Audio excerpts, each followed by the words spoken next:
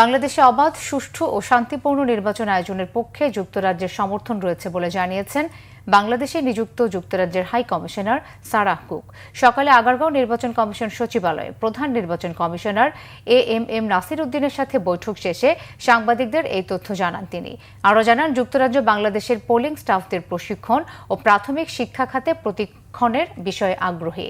যুক্তরাজ্যের হাই কমিশনারের সাথে বৈঠকের পর কথা বলেন নির্বাচন কমিশনের সিনিয়র সচিব আক্তার হোসেন।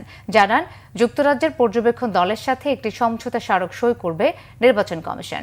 বলেন, বাংলাদেশে নির্বাচনকালীন সময়ে ১৫০ জনের প্রতিনিধি দল পাঠাতে চায় যুক্তরাজ্য, তবে একসাথে ১৫০ জন নয়। নির্বাচনের প্রস্তুতি ও নির্বাচনকালীন সময়ে বিভিন্ন ধাপে এসব পর্যবেক্ষক পাঠাতে চায় যুক্তরাজ্য।